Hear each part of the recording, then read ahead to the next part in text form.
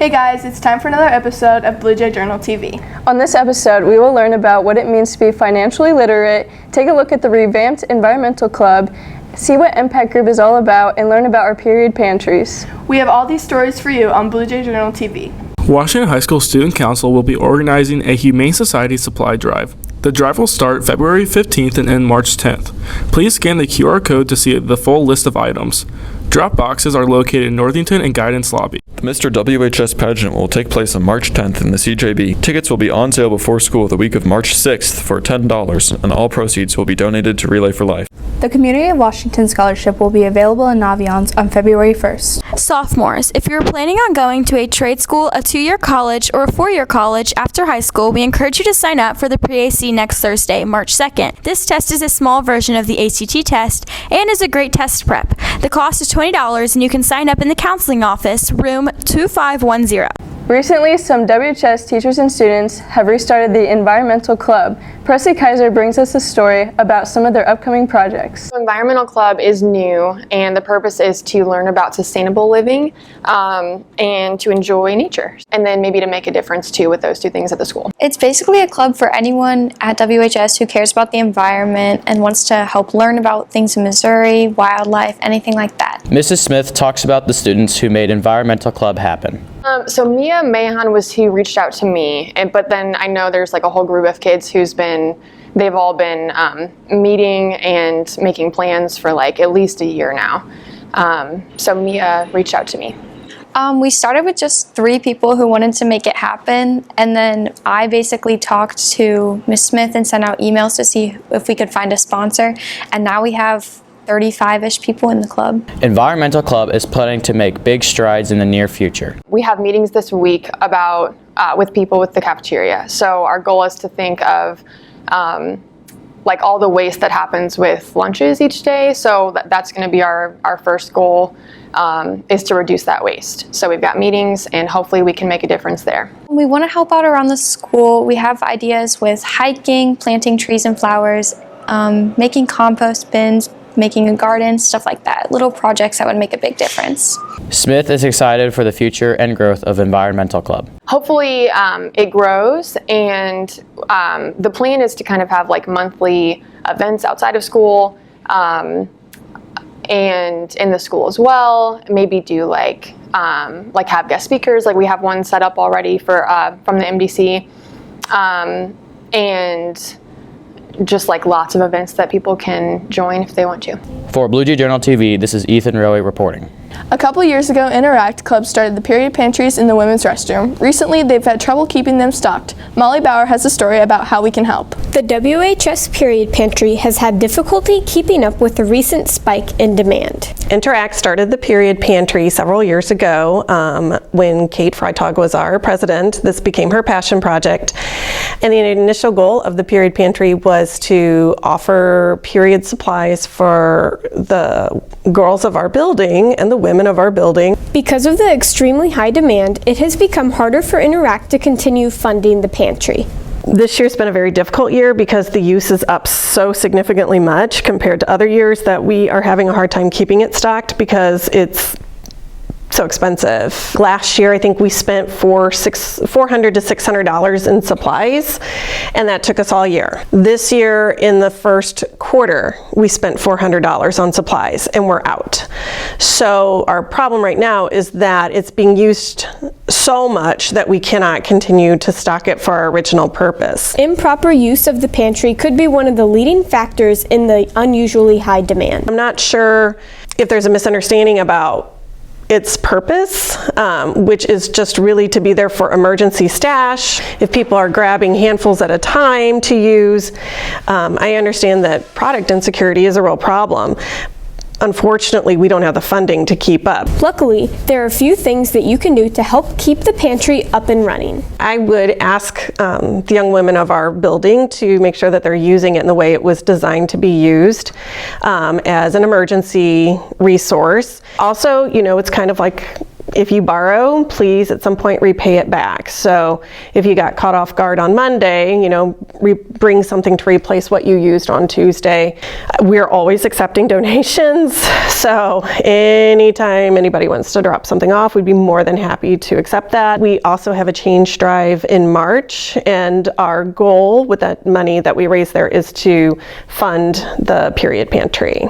Mrs. Flynn shares her final thoughts about the pantry. I am excited about the use. I'm glad that it's doing its purpose, but I want it to be able to continue to do its purpose. And at this rate, I don't know how the club can maintain that. If you have any donations for the period pantry, you can drop them off in Mrs. Flynn's room 2518.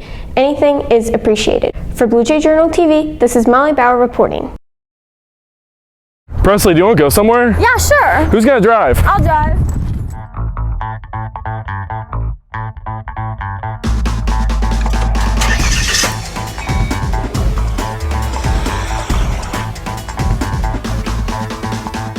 Presley, what are you doing? Get off your phone, you're backing up. It's fine, I'm literally a professional. Are you sure? What the heck? An accident can happen in a second. Don't be distracted. Buckle up, phones down. Recently, our reporters have sat down with financial experts to discuss why it's important to be financially literate and how you can start your journey early. Financial literacy comprises of a number of different things. It can talk about savings, it can talk about your credit score, it can talk about how you buy a house, how you buy a car. Ms. Huber discusses why it is important for students to be financially literate. It's super important to to have an emergency fund, so that if something happens, your car breaks down, or maybe you have an accident, something like that, you have a fund that you can tap into to help get you through that. You're going to have credit, so building your credit throughout, once you turn 18 is a great time to start building your credit, and no credit is just as bad as bad credit. Everybody wants to own a car. Everybody wants to own a house. If you don't have a good credit score and you haven't managed your money correctly, I think that is a big disadvantage, because you won't be able to have a car. You'll end up having to rent rather than own your own house. You should avoid overdraft fees. This is a huge problem, especially for younger adults who don't really have a grasp on budgeting yet. John Freitag explains how students can learn to be financially literate from those around them. Speak with your parents. Speak with an adult. Try and find out what they did successfully when they were younger and how they got through their college and into their real life and made sure that they were financially stable and made the right choices. My advice to you would be to take personal finance your junior or senior year if possible, and pay very close attention to it. I think that you learn a lot of valuable lessons in it. For Blue Jay Journal TV, this is Elizabeth Swazo reporting. EMPAC Group is a packaging company that offers employment to people with disabilities. Our reporters bring you a story about EMPAC and how they're making a difference. The name of the company is EMPAC. We are a packaging company that provides jobs to people with disabilities. I've been with EMPAC 2 years. I started as CEO in January 1st, 2021. It was something that I thought would be just a direction I really wanted to go. The department I work for is EMPAC Employment Resources. I have worked here since March of 2020, so almost 3 years. My side of the department does community employment. So we assist individuals with disability with finding community employment within Franklin County and the surrounding counties. EMPAC is a fairly new corporation. Employees from EMPAC give us more insight on their development throughout the years. EMPAC is actually a combination of two companies. There's a Shelter Workshop of Washington and also Shelter Workshop of Merrimack Valley. In 2013, they came together to form EMPAC.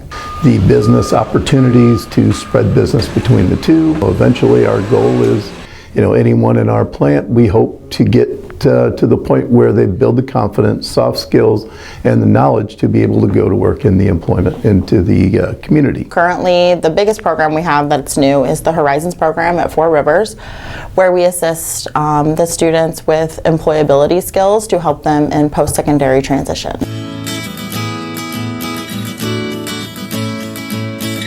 Oh, you get to meet your friends and you got new bosses. Got friends here. It's really fun having a job. They had to teach me a lot how to do it at first, but then I got better at it. Employees of EMPAC share what is unique about their company and what motivates them to continue their flow of business. What motivates me is being a pivotal part of somebody's success story. So somebody finding independence, finding that they can be a productive member of society, earn a paycheck. If you have a job, then that leads to success. It helps you be independent. It helps you learn a purpose, and you get to be a part of something bigger than you. Well, it's the people. You know, I think anybody who has ever gone to visit a shop like ours, you'll see that it's a family. It's a great place to work. It's a fun place to work. You see something new every day, and the people are more motivated, and you know, they do a great job, and you know, they love to be rewarded. Everybody loves to be rewarded. We're a great big old family. It gives them a family. It gives them a sense of purpose. It allows them to earn a paycheck. Especially for our individuals within community employment, it's that independent piece. It's that success that I get to go to work every day. I get to do that all on my own. I earn my own paycheck, and no one else does that. If you've never seen a shop, you have no idea what goes on in it. But if you have the opportunity, please see and experience what happens in a workshop, because it's truly amazing. From Blue Jay Journal TV, this is Emma George reporting.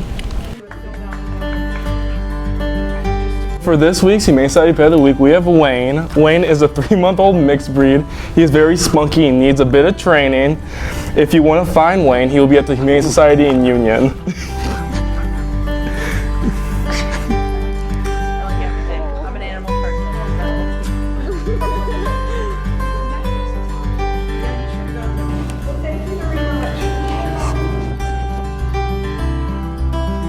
Thank you for watching our show. For more news and views from Washington High School and our community, check out www.bluejayjournal.com. Have a great weekend.